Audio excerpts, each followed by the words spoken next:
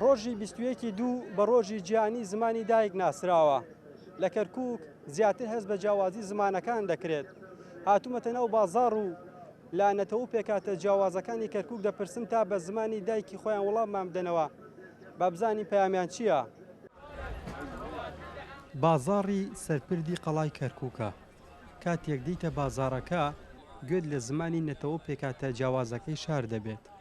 هاوڵاتیان سەرباری جیاوازی زمان هەر یەکە و بە زمانی خۆی هەوڵ بۆ پەیداکردنی بژێوی ژیان دەدات. زمانی دایک لایەن بکەسە شرینە وانە کورد لای خۆی شرینە، عەرەب لای خۆی شرینە، تورکمان لای خۆشنە، بەڵام ئەم بازاڕ ئێرە کەرکووک عەرەبە، تورکمانە، کوردە، ئەنواع ئەشکاڵ دێ بە هەر زمانی بێ قساقی. بەڵام ئێوە چکم ئیشەکەمان بازارە لەگەڵ مە فەرقی نییە، بەڵام زیاتر کوردەکە بۆمە خۆشترە و باشترە. الأم عربية نفتخر بها اللغة هذه.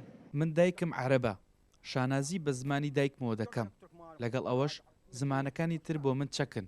پێویستە بیانزانم. مرۆڤ بە زانینی زمانی زیاتر سەرکەوتوو دەبێت. لە شاری کەرکووک زمانی جیاواز زۆرە.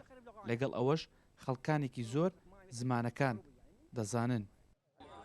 لە کەرکووک زیاتر هەست بە جیاوازی زمان دەکرێت.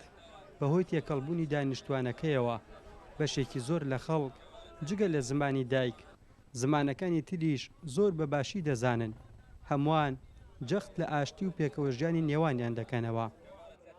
ئەوە لە کەرکووک بژێ کۆن کەرکووک بێ بۆ نمونە خەڵکی کەرکووک ئەسڵ بێ کوردی عەرەبی تورکمانە بێ بزانێ، یعنی ئەگەر نەشزانێ کوردی و عەرەبی هەر ئەزانێ. سە بۆ نمونە من کوردم تەبەن شانازی بە کوردبوونی خۆمەواکەم لە حەش شوێنێ بم بۆی خوا ئاوا خەڵقمانی کردووە، خوا بە کوردبوون خەڵقمانی کردووە، خوای گەورە چۆن خەڵق تێکرد تۆ بێ شانازی پێوەکە لە کۆ لەچ بەڵێ تورکمانی زانم عەرەبی زانم.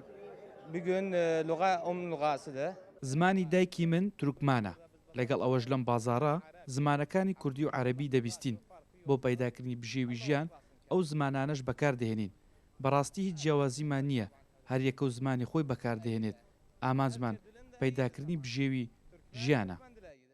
نەتەوە و پێکهاتەکانی شاری کەرکووک جیاوازن، بەڵام تێکەڵبوونی ژن و ژنخوازی و بازرگانیکردن لەگەڵ یەکتر وای کردووە لە پاڵ فێربوونی زمانی دایک زمانەکانی تریش بەکار بێنرێت.